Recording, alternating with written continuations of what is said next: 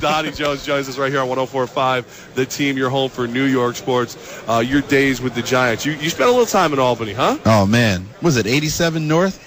Yeah, up there at the right. college? Yep. I was just talking to some people. I mean, it was a good time. It was a different era when training camp was up. Was it University of Albany, right? Yeah. That was a different type of training camp. And it was a good time. It was 3 days. Now they barely have a practice.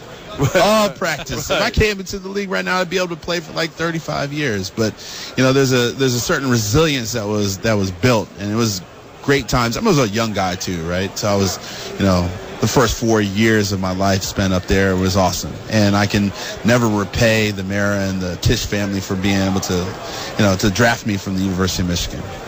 University of Michigan, we're going to bring that back in a second. Oh, we can bring it back anytime you want. We can talk about it right now. What do you want to talk about? Top 5 recruiting class. What do you expect? Excellence. Harbaugh. What else you need? Michigan. Harbaugh, Ann Arbor, Schembechler, legacy, the greatest organization in the world, leadership, excellence, best. What else do you know? What do you want? What do you want me to tell you? Look, what's your thoughts on Ohio State? Who cares about them? I don't even want to talk about that. Next question. Well, here's the question about Michigan. Everybody thought that Harbaugh was going to need time to He doesn't need time. He doesn't need time. He's got the attitude. Look, the reason you're basically getting at the question, how is he able to transform the same team that didn't win very well in such a short period of time? That's your question, right? See, that's a Michigan man already knowing what the question is, breaking it down. Why? Because here's the thing. Players that are in college, this is my humble opinion, right, have come from different situations than when we came through college. And it doesn't matter where we come from. It has nothing to do with where you grew up. It has to do with the attitude and the way that and what you're empowered with as a young person now going into the college atmosphere, right? Okay. And so oftentimes you need a guy that has that grit because you've never recognized or understood grit, because the fact is you've always been privileged in some way, shape, or form when you're in high school. That's just the way it is, right? And people can tweet at me at Dhani Jones if they have any controversy about this, right? Look, kids are privileged. Right. Football is not a privileged sport. Football is not a privileged sport, and people that are playing the game are privileged. Now, like I said, it has nothing to do with where you came from. And so when you have a coach, and I love Hoke, that is easier on the players, right? It sets up a different type of end game.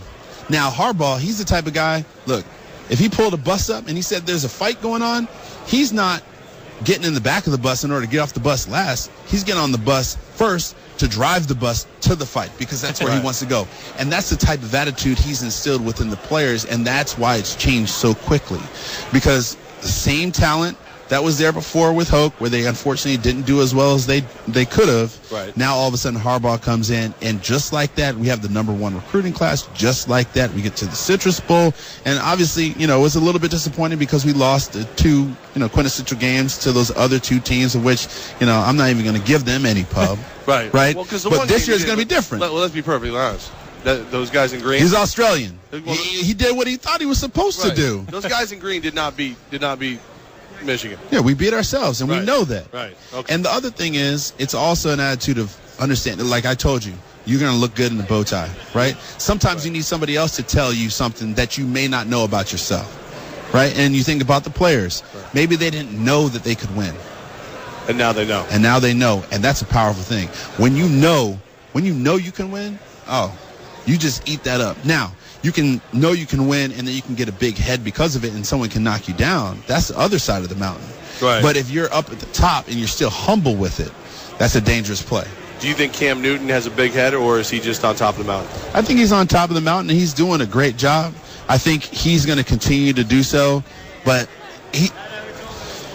I think aside from Cam Newton, look, they win 15-1. Everybody thought they were going to go undefeated. I thought they were going to go undefeated, and they lost that game to Atlanta. But I watched, and I don't think it's about whether he's got a big head or Peyton has a big head, or literally, actually.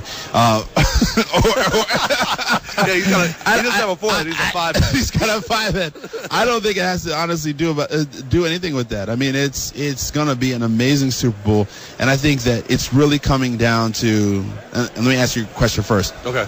Cam doesn't have a big head. He's having fun. Right. Okay. Right? Perfect. Peyton Manning, he's going to win the game because of the fact that now first he feels like, wow, people are looking at me like I may not be as good as I think I am. He's got a chip on his shoulder. Yeah. Those couple weeks that he took off, couple weeks when he was looking around and people were saying Brock Osweiler. He's like, hold on real quick. I'm a Manning. Yeah. I'm a Manning. I walk into a restaurant. I walk into a store. I walk into a stadium, and people know who I am. Right. And people are saying Brock could potentially take my job. Wait a minute. And Archie probably called him, said, son, get it together.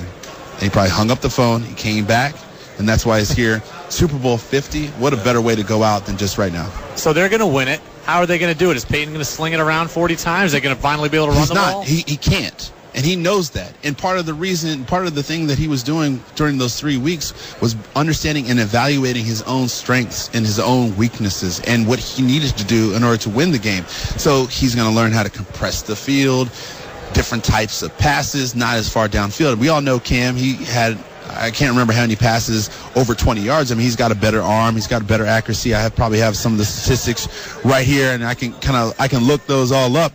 But, you know, if you're thinking about it from his perspective, look, Cam Newton, he had 52 completions for 20-plus yards. He only had 10 interceptions, lowest in 5 years, right? And you have Peyton Manning on the other side of the ball. He had his most interceptions in the first half of the year, 17 interceptions. That's ridiculous. And statistically, he's the best-ranked quarterback, Tom Brady being second. And, you know, you got a couple other people in there, Dan Marino, Steve Young. So he's the top of his game.